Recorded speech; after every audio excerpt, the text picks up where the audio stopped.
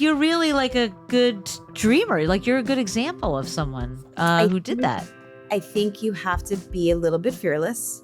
You have to really silence the critics out there, but also the number one critic could often be yourself. head. And so I really think like that, who cares? I can't. We all have it. I mean, I have it every day, but like just do the best you can to like flick it off your shoulder and keep going. And I really think that the biggest person that needs to believe in you first is yourself. And then if you can get yourself there, and that takes time.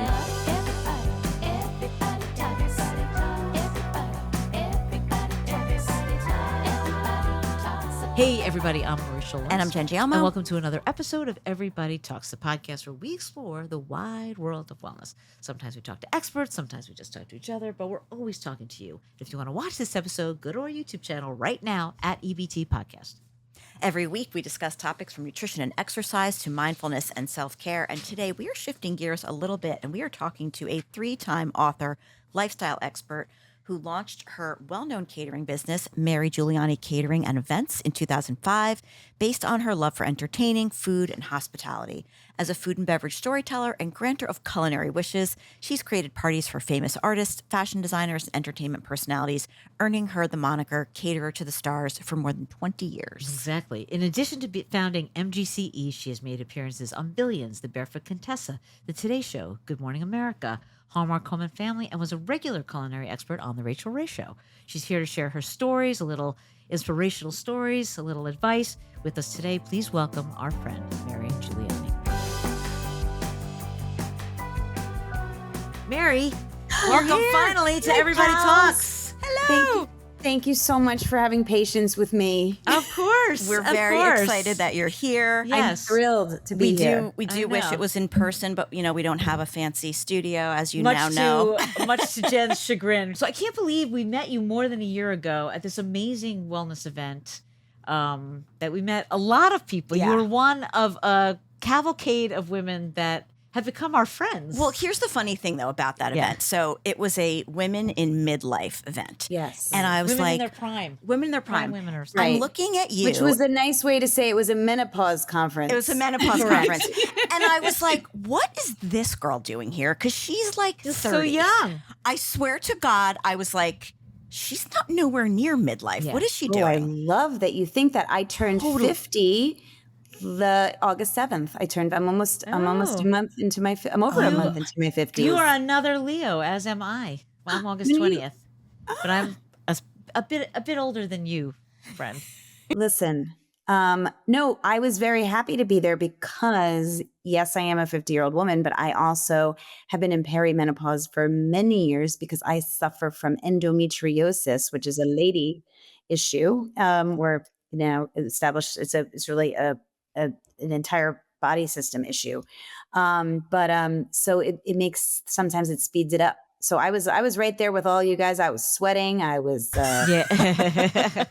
looking at neck creams. Yeah. I was really, it was all happening that Totally. day. What Totally. a great group of women. Yeah. Oh my God, we were so impressed. I mean, among those that we've had on this podcast, Laura Geller, Dolores Catania, Doris Day was there, Fern Malice, who was like my first boss, Mindy Cohn. Mindy Cohen, who's going to come on the podcast next. Yes. Yeah, definitely. And so yeah, we've just loved everyone we've met, including you. So why don't you? I've stolen. Jen is like glaring at me because I've stolen her questions. No, on this sheet. no. But It happens all the time. I'm so used to it. I know. But Yeah, why don't we take us back to how you became Mary Giuliani? Oh, I love it. Well, I was really Mary Jarmaine. I became Mary Giuliani when I got married. But I basically, long story short, I grew up in Long Island. I grew up Italian in a predominantly Jewish neighborhood. So I always say that my Jewish family is coming for me someday, my real family. But I had aspirations as a little girl to only be two things, Jewish and famous.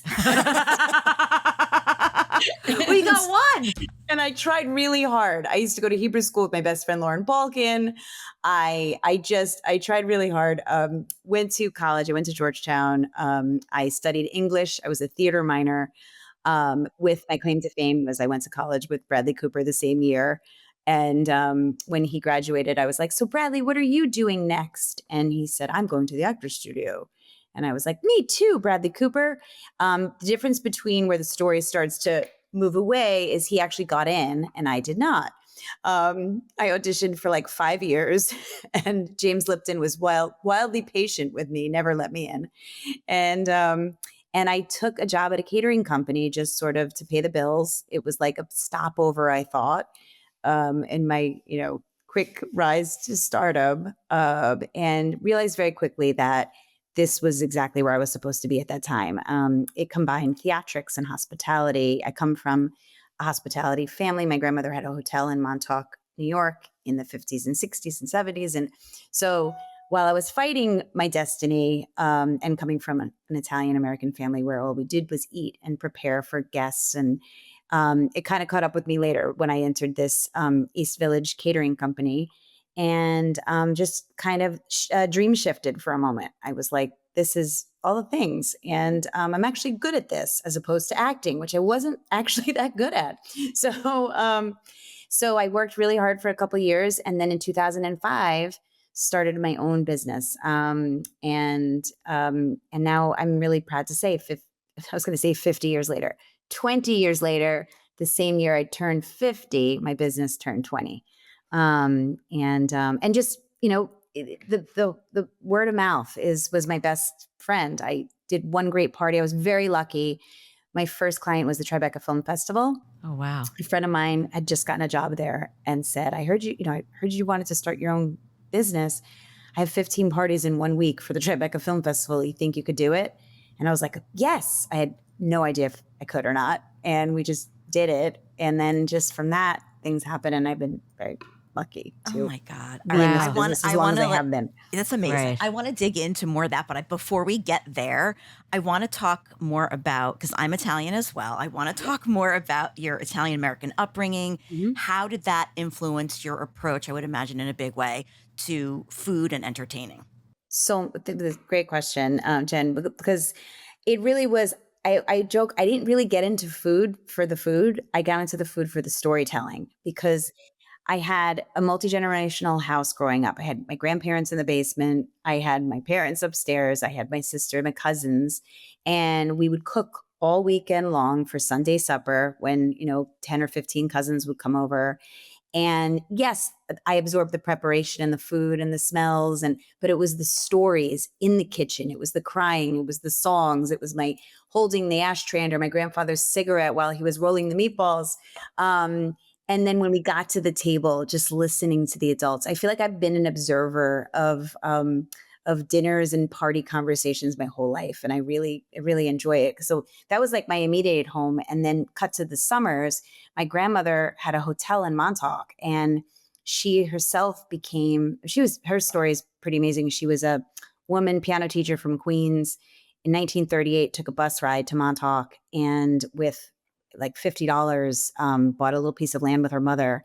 And then by the 80s, she had two really successful hotels and a bunch of other businesses she was involved in. So I would, in the summers, go observe her life. And I would sometimes like sneak into her parties. She used to throw these big parties at the hotel.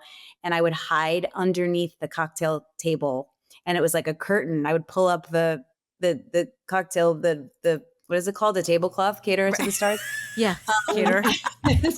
Okay. And what's that word? And I would just like peek in and see this whole their life. So I think, did I answer? Oh, so yeah. So the Italian, Yeah. the Italianness was really the stories behind the food and the gathering.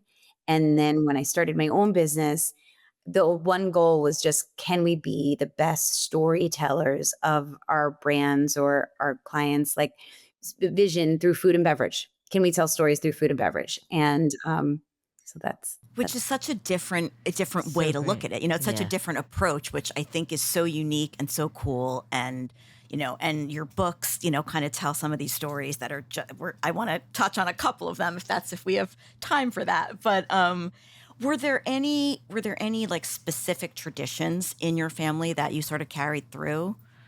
Yeah, I mean, Sunday supper is a big one, and I still really try to do it as much as I can. And it's making the sauce, not the gravy. We say sauce, but it was really just like the shopping for the food with my grandfather and my grandmother, and my mother. It was all that kind of stuff. So that the Sunday tradition to me, that's like Rachel Ray I think said it best. Like everyone's Italian on Sunday, and then I follow that up with it's not Sunday unless my hands smell like garlic. That's funny. Yeah. And so that was a tradition. And then really just coming home from school, I was very lucky that my mom could be home. And she was a great cook. And so I would come home, and my tradition was literally to come home and sit at the kitchen counter and do my homework while she cooked. And how Wow. lucky was I? I had like the Food Network before anyone knew what that was. I know, Seriously. right? And my mom would yes, cook, but also use this as her, her stage to share anything she felt we should be discussing. So she'd be like, breading the chicken cutlets. And she's like, Mary, I heard a girl tried cocaine at a party once. Mom? And she She died. turns the cutlet over. She's like, you know what happened to her? Her head blew up and she died. And I was like, oh, okay. So I got a lot of wisdom at the Oh my at the, God. That's the hilarious. counter, the kitchen Oh counter my with my God. mother. I love Wow. that. So were they super excited when you decided to start this career and be in this business? Or were they relieved or- that yeah, you were they're like, becoming an actor? It's funny. I went to a pretty good school. I went to Georgetown, and then I came home, and I handed my dad a pamphlet from from Second City in Chicago. And I never forget, I sent away for it too. And they mailed it to me. And it was a 1-sheet pamphlet that was to sign up. You literally checked a box and sent a check.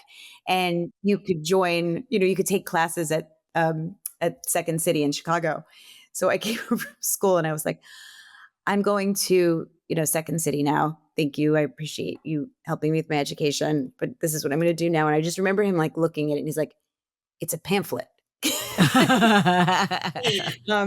But I ended up actually detouring and staying in New York I fell in love. And my current husband, who, it's funny, this year I turned 50, my business turned 20, and my marriage turned 25. Oh, wow. Not in numbers, Mazel not in tov, numbers. yeah.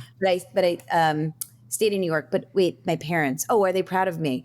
It's funny.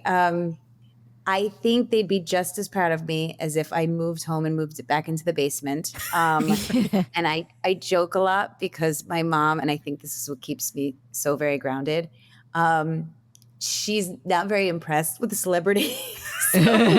So I'll call. That's good. The only 2 celebrities she cares about, Lori, and I think you'll appreciate this, Yes, were Regis Philbin I do. and Kathy Lee.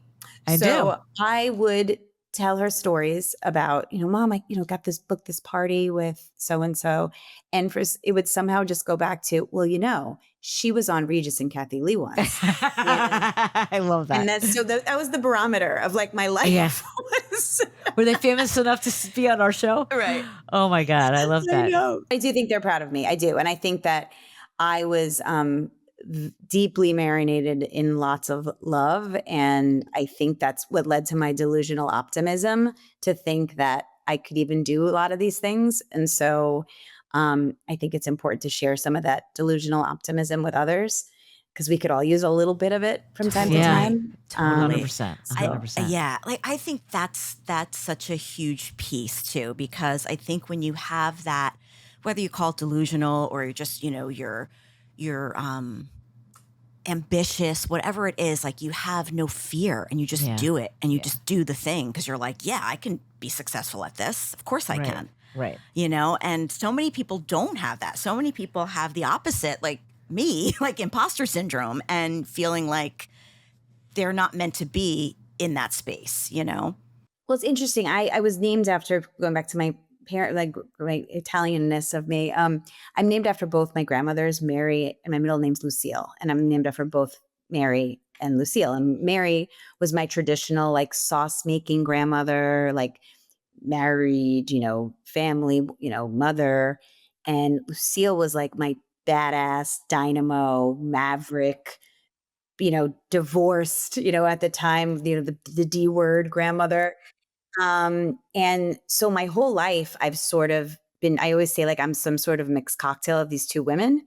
And I'm always trying to find that balance of how to be fearless and soft. And it's hard for anyone, women, anyone that is going after any sort of dream or anything to pursue. It's really like always trying to find that tempers. I feel like their stories serve because, well, Lucille's story was incredibly inspirational and aspirational. It was also tragic in some ways too. So, and I'm sure I could say the same for my grandmother Mary in some ways. And so, using their lives as some sort of like balance for me is sometimes quite helpful. Yeah. But how lucky are you that you got to experience your grandmothers and, just have carry those traditions. I just think that's really special. Not a lot of people get to do that. Either they don't. I mean, one of my grandmothers passed before I was even born, so I didn't have that opportunity. So I think that's really cool. There's a lot of magic in that, those moments before, like for especially for me, I lost two of my grandparents when I was 10, and so my daughter's 10 now, and so I to this day, so much of who I am is because of my time spent with them, and I think specifically my grandfather, like they and my grandmother, they moved into our house at the end of their lives, and that's why they moved into our house. They were quite ill, and I was just starting my life, right? I'm a little young girl. And there's this magical transference of wisdom and love, I think, that happens. Like when sadly someone's departing and someone's beginning. And I think I got a little bit of that magic. So I always say to everyone, like the grandparent kid thing is real. Like like if the best you can, try to have your kids around them as much, because there's these little things you get.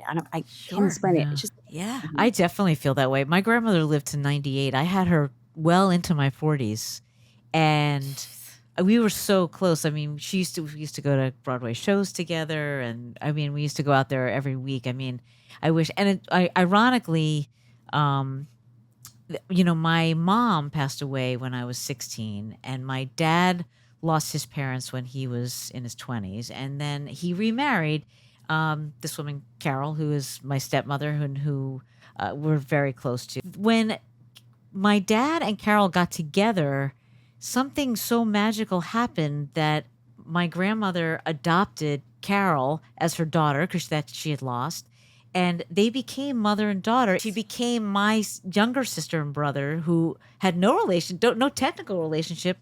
My youngest siblings called her grandma. Like she was more of a grandmother, and I thought that was just the way everybody was. I Right. didn't realize how magical that was, how really special that was, special. and the special, like those three people made it so normal for all of us to still be a family, even though like a main part of it was gone. The thread, the glue was gone. Yeah. And so we were just all kind of held together. So I get that kid grandparent thing. Well, that's funny. It makes me think about my mom's mother died before I was born, and then my dad's mother and my mom became very close, and that's actually where my mom, even though they're both Italian, okay. that's how my mother learned to cook, was from her mother-in-law. Mother-in-law. Yeah. And- And learned all And these she recipes. learned well. Yeah. Let me tell you, she's a champ. Well, I hope that my mother doesn't listen to this episode because she would be, it's always, everyone always is like, what happened to you? Like, your mother is this amazing cook and baker, and like, Jen is nothing. none of those things. Like, She's many other things. none of those things. Not that. Listen, we all have our things. Listen, it's a misconception about me too. I do have this amazing catering company, and I do love to cook, but I don't cook every day for my catering company. So when Right. people ask me, like, do I make mini beef Wellingtons? No, I don't. I have an incredibly skilled chef that works with my crazy brain. But that's like, Oh, that's great. so- Yeah. But you can if you want to. Right. That's the difference. Oh my God. I want to talk about some of these stories that you have in your books. So Tiny Hot Dogs is a memoir in small bites, is about to turn into a TV series. Yeah. Okay. Which is incredible. That's crazy. Yeah. Congratulations. On Crazy, that. amazing, not just crazy. Nuts. That's Yeah. the whole like weird, like Full I circle, came here right? For something else, shape shifted that dream, and then sort of like I think like one thing about starting a career, like I started this at 29 years old. I, it's wonderful and I'm so grateful it's still here, but you still have those original dreams kind of sit with you a little bit. And so I 100%. was throughout the years, I tried to find little ways to satisfy like that itch, that little voice that kind of never went away. And so that's what started with writing the books. I was like, okay, I could still be this. I could still be, have my catering company, thank God. Like, but I also have this passion to share stories. And so I'm really grateful that I had the opportunity to write those stories. And then now maybe TV, you know how hard it is. We'll see. If it makes it to the screen, I'll be thrilled. But just even that someone's interested, I'm pretty happy right now. No, it's incredible to be put in that position. It's yeah, and you're right. It's like this full circle moment. I'm Right. assuming you're going to be a writer on this series. Well, that's what so this, when Tiny Hot Dogs came out in 2019, two people were interested in optioning it for television. And that's all I needed to hear. I was like, oh my gosh, yes, of course. They want me. They're finally Hollywood's calling. Yeah. And I was like, Mom, I'm sorry he passed, but I could have been on Regis.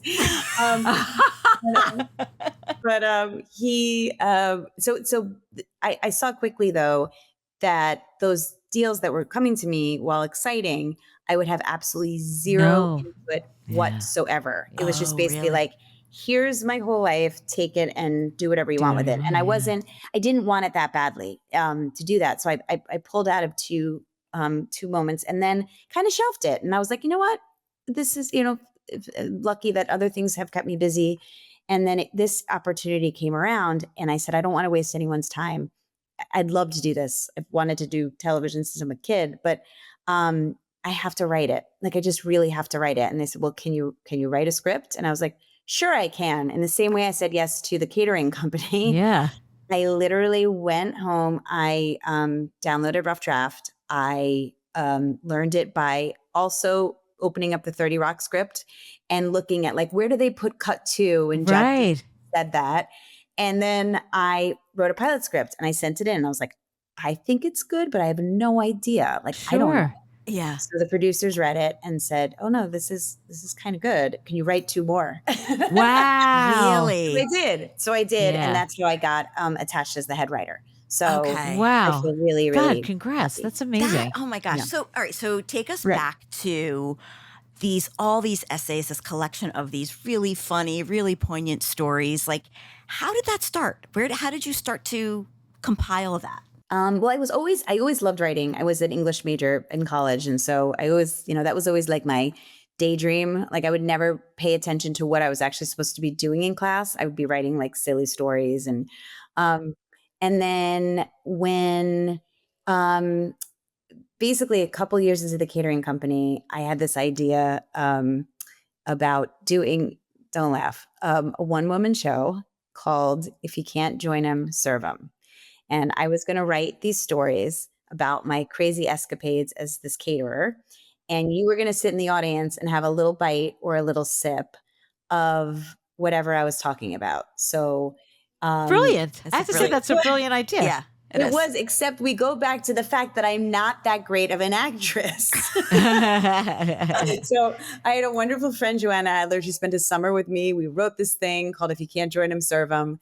And we did one like test performance and it fell flat. It wasn't great. And it was also 15 years ago. So I didn't have even this close to the stories that I have today. And so, but from that play, some of the stories started to morph into a book form.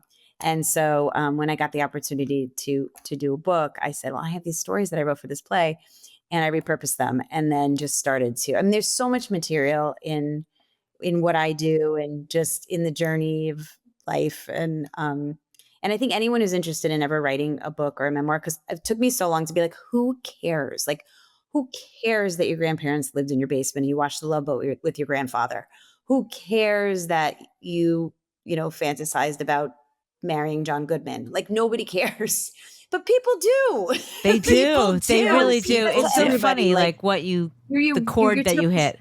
Yeah, you're your Yeah. toughest critics. We're our toughest critics, and like sharing your stories, they will hit with someone. They will resonate with someone. You'll have a shared experience with somebody. So I say go for it. The catering stories and stuff, did you write those as they were happening, or did you kind of look back and say like, this is a good one, that's a good one, then write No, from? yeah, they were stored for a while, and then when I sat down to say which ones would be good, they just started to like, I have so many, and again, I didn't want it to be salacious in any way. Like I could certainly sit here and tell you all the people that I suck. know, sure, I yeah. Mhm.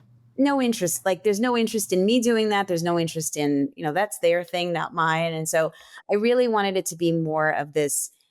I do, and I still feel this day, like, I am so lucky to see the things that I see, and I make no misconceptions. I'm only there because we have the hot dogs, but, like, to see over the tray into so many glimpses, into so many lives and industries and be able to sort of, just observe and take from Well, it what. yeah, I also think like caterers are kind of invisible. Like people don't, they have whole conversations and they're ignoring the very people that are like passing through, offering them drinks or hors d'oeuvres or napkins or whatever it is, or serving them.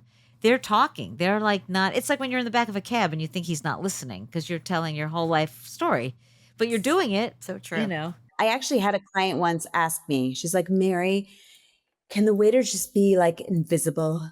And I'm like, we haven't perfected that yet." She was basically saying, like, could they just be Yeah. there and not be there? And it's, Yeah. but there's so much, like, all that kitchen stuff and all the just even the excitement for the people that I work with, like the going in and out of the kitchen and sharing like who's at the party. Like that's our little moment too, which is kind of lovely and fun and also inspirational, aspiration, all those things. And um but yeah, but the stories that I write mostly are just, always from like this Lucille Ball kind of perspective. Like, how the hell did Yes. I get in this room? And look Yes. how funny all these people are. I know. I'm sure you get asked this all the time, but do you have a favorite story? I mean, I have a I have so many like kismet stories, like how did I end up here? Like it really amazing things and like with mentors. Like I have these like New York City like angels like that just like I struck up a very close relationship before she passed with Elaine Kaufman, who Wow. is and I used to sit I like all my friends were like trying to go to Bungalow 8 and all those places. I would hightail up to Elaine's and sit at her table on Thursday night and like just take in all this info. Yeah. And she was like this like I've had a lot of like Jewish mother angel like surrogate mothers that have come into my life. Elaine was one of them. My friend Lee Bloomer was another one who was this maven in the nightclub scene when I was 30. She was 60. She was my best friend. All these really wonderful New York moments and magic and like that. I think New York is like this yin yang of soul crusher and like magic and belief, and it just keeps you going. And but so yes, I have a lot of like great stories of like kismet and like how did I end up here? I think the one that how I got on the Barefoot Contessa show, I think that's a pretty cool story because it comes from a really dark time. But I'd been trying to, because of my endometriosis that I discussed earlier, I had a really, really hard time getting pregnant. Terrible miscarriages, some surgeries.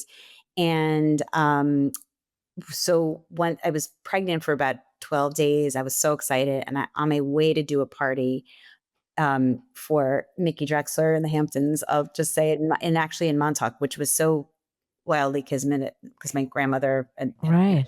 the whole thing.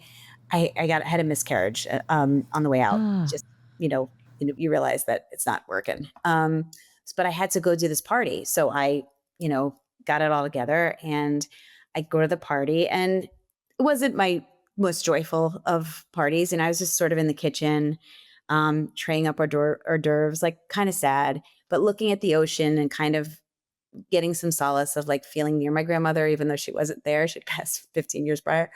But Mickey walks into the kitchen and he's like, "Someone wants to meet the caterer." And I was like, "Okay." And it was Martha Stewart. So he Oh comes in, my God.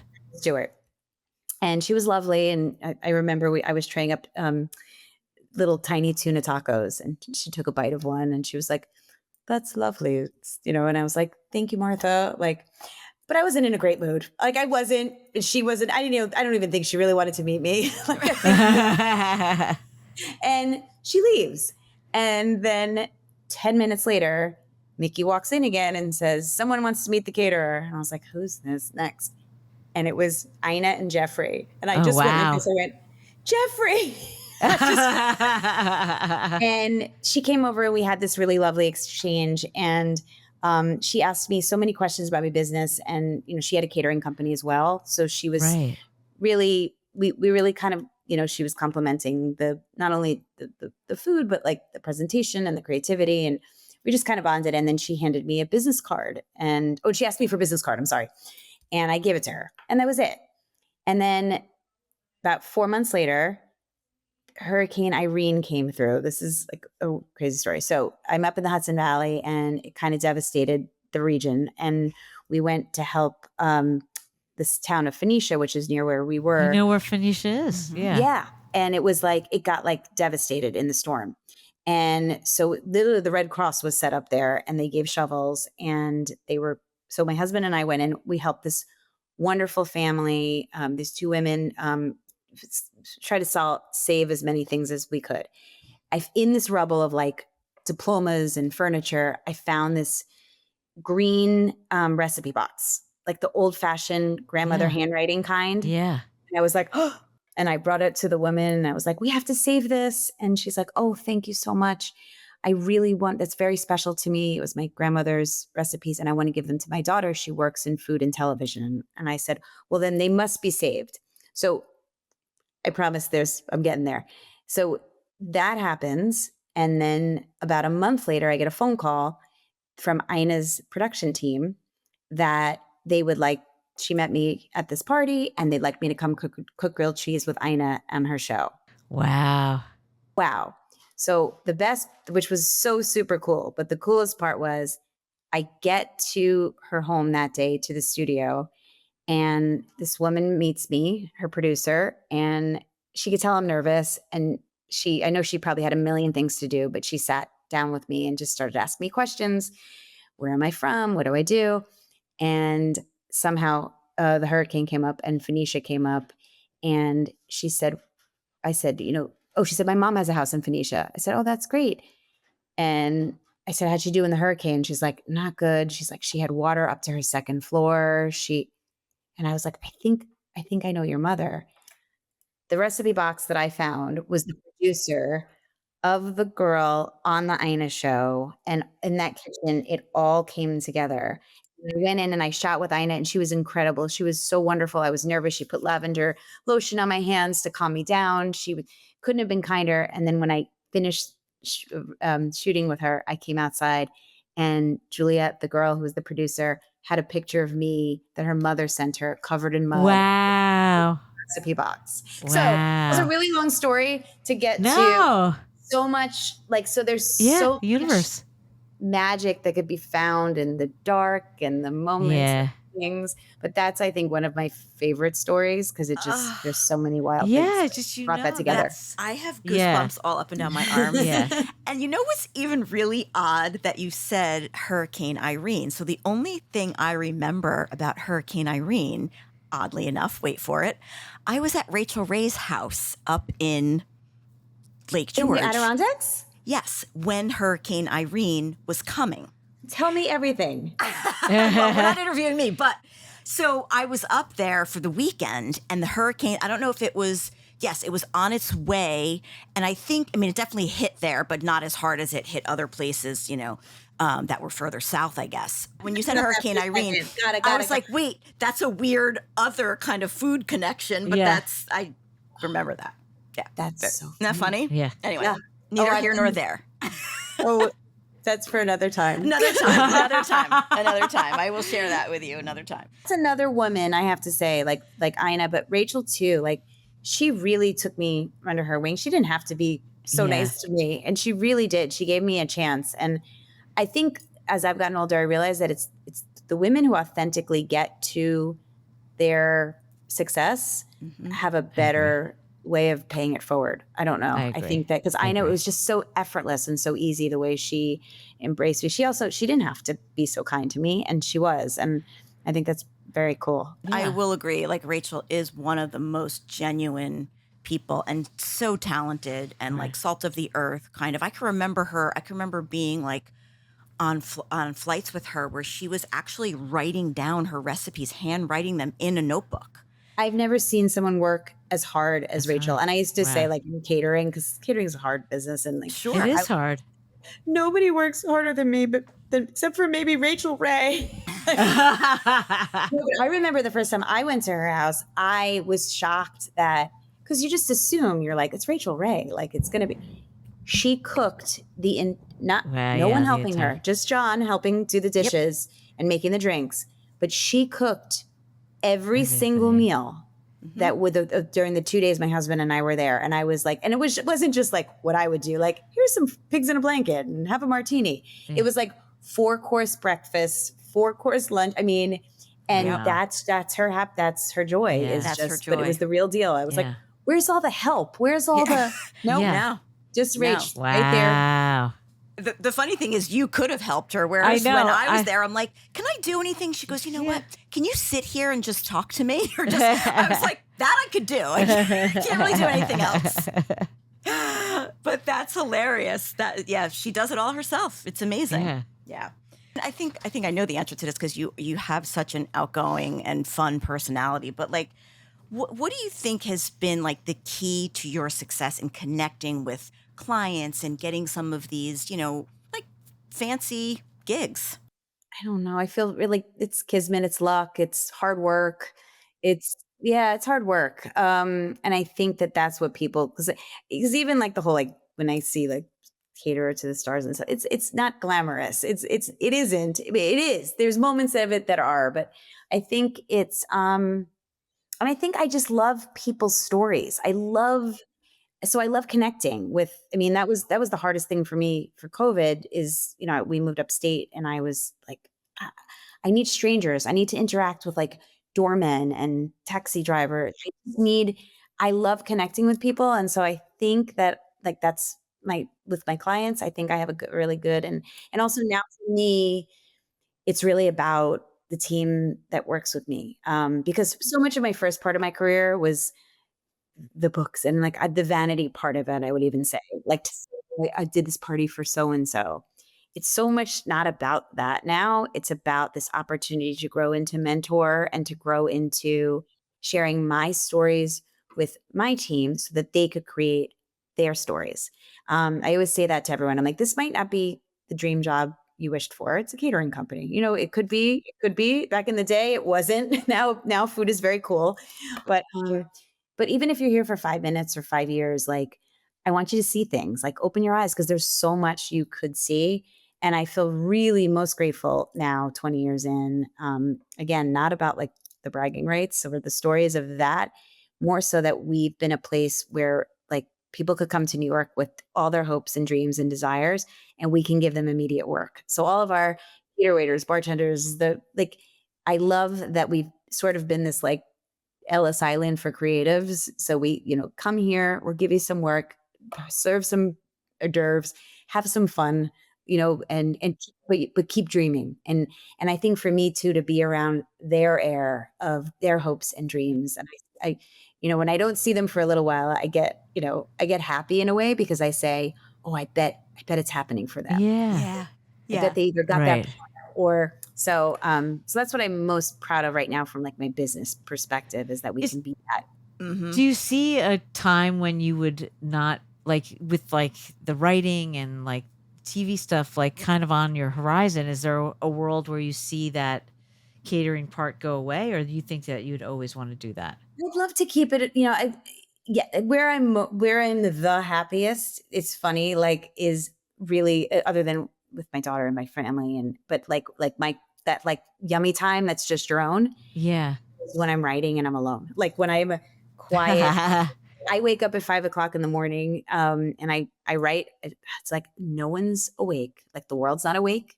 I'm awake. I'm Lori's awake, just so awake. you know. I'm not. Yeah. I'm drinking my coffee quietly, and I write from 5 to 7 a.m. every morning. Wow.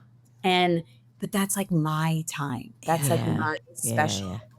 everything. Yeah. And it allows me to do the rest of my life and the rest of my day So I don't, I'm gonna stick around for as long as they'll have me. Right.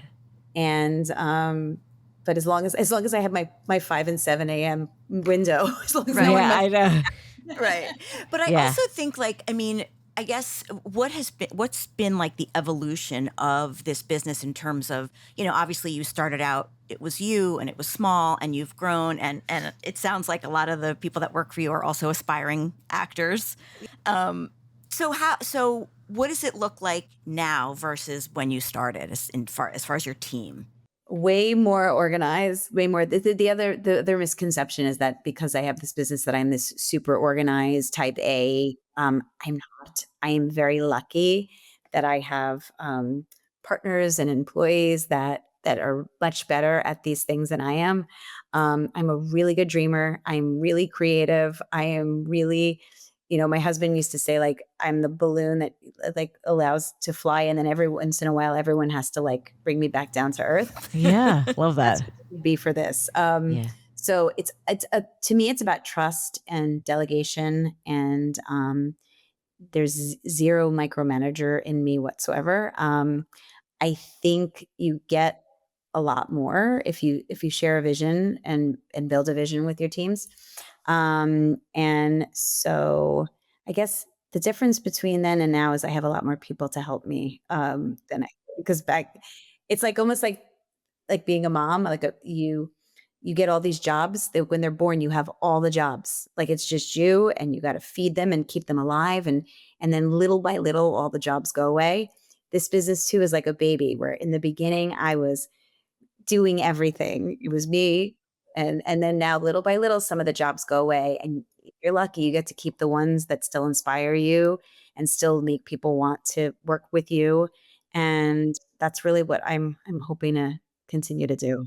It's such a blessing of your success is that you are able to do that. And I think that like you just said, like trust, I think it's really difficult, especially in a business that has a lot of turnover and people, stealing clients or whatever the case is, and to have a team that you can actually trust. And I think because you lead the way that you do in not micromanaging and letting them kind of have a little bit of freedom, I think that that's what makes you Yeah. successful. Yeah. Part of Yeah. what makes you Yeah. successful. Yeah, I really, it's a big city and there's a lot of business Right. and um, Right.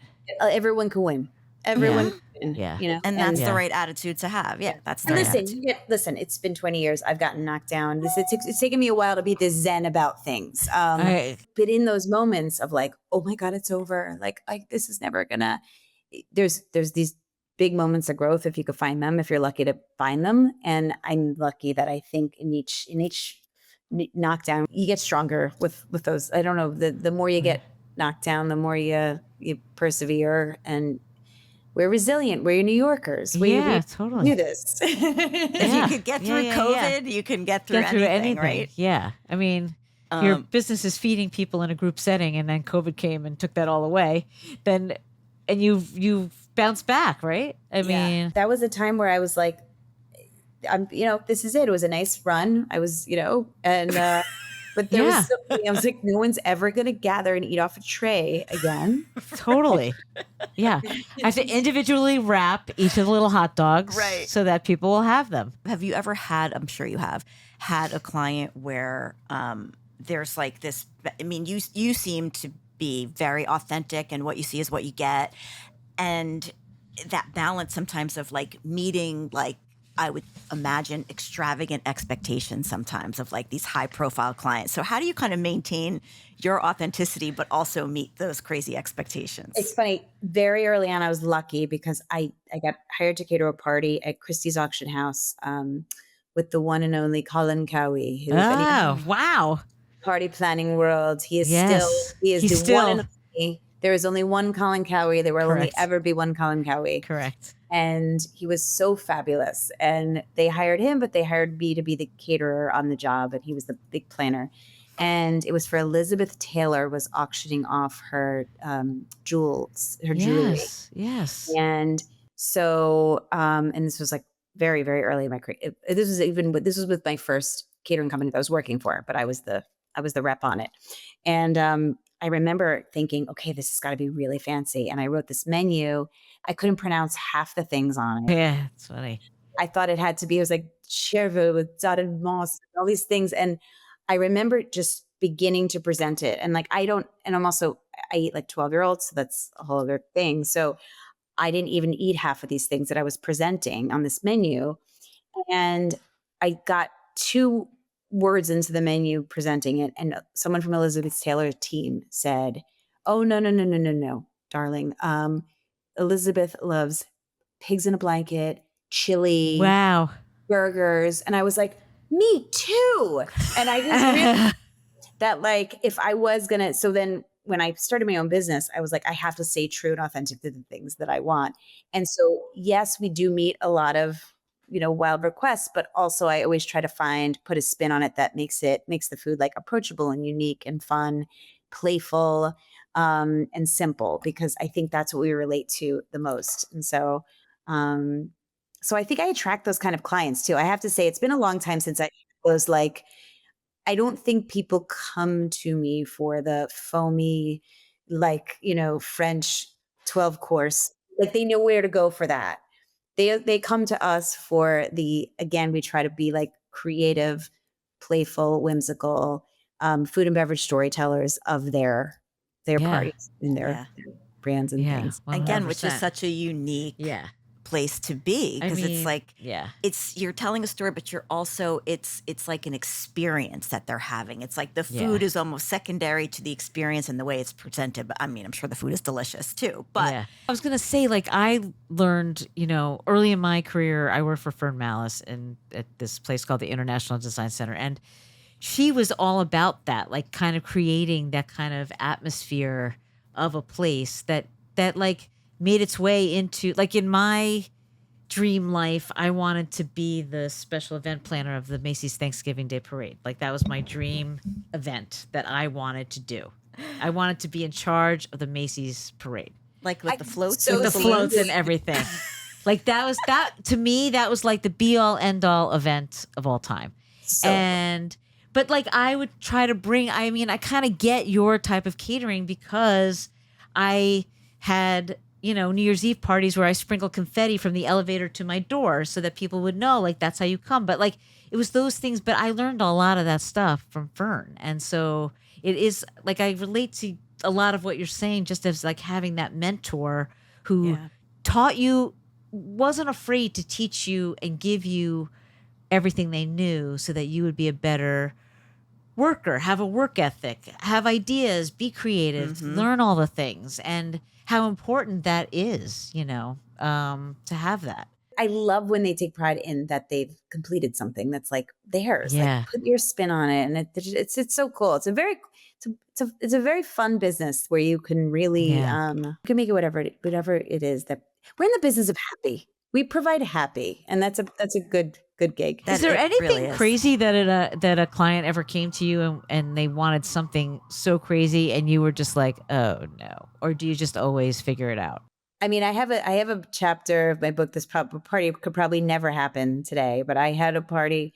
There's a chapter in Tiny Hot Dogs called "Strippers Eat Hors d'oeuvres Too," and this very very fancy gentleman married a exotic dancer, and the two things that they were like, we don't care what you serve, your food's going to be great, your drinks will be great. They wanted ice luge legs, like like in Yeah. what was the Christmas movie with the leg lamp? Christmas Story. Christmas Yes. Story. They wanted luges, like people could take shots off the legs, Yeah. and they wanted poles for the dancers. And so I had a source. I was like, where do you find poles for exotic dancers at a party? That was probably my most wild requests. That's funny. But yeah, the invisible waiters was one. The waiters were asked once to dress on Thanksgiving as pilgrims and serve dinner as just pilgrims. Yeah. One, like I laughed when she first said it, and I was like, and she was not kidding. She was like, brought out a picture of pilgrim, like down to the clogs, to the hat, to the little Wow. tie. Oh Yeah. my God. Yeah. There's so many more I stories, but I know. want to, we don't want to keep, we can keep you forever. No, I want to move in with you guys. I know. Mary, is there anything that, like kind of looking back on your career and as you go forward, is there advice that you would give to somebody who is just starting out in this business? Anyone who has those Hallmark movie delusional dreams of being a caterer, here's what I say. Put high heels on, go to a museum, and carry around a tray of lasagna for a couple hours, while Wow. fielding calls from 3 other party planners throughout the city that are where the ice didn't show up. The glasses were supposed to be at Bergdorf's, but instead they're at Saks. If you could live through one day of doing that, you should absolutely be a caterer. Oh my God. You just stressed me out. I know. Just with Just those. like that, the heels. I had heels on last night. I couldn't wait. I took them off in my lobby. Oh my God. Remember? Oh my gosh. Last night, totally off topic. We were at this event for Fashion Week and I was wearing these shoes. Lori's like, are those shoes new? I'm like, they're new to my me. feet because I obviously have not worn them. And I was same as you. I was like, oh my God, I couldn't wait to get them off. But anyway. No, and what about just somebody like starting any business, like being an entrepreneur, like, and just, I mean, you have really gone for your dreams. I mean, after this, I expect you to convert. We could always use you still as a member of the tribe. I'm just saying. I'm telling you, I'm ready. But I mean, is there like, you're really like a good dreamer. Like you're a good example of someone who did that. I think you have to be a little bit fearless.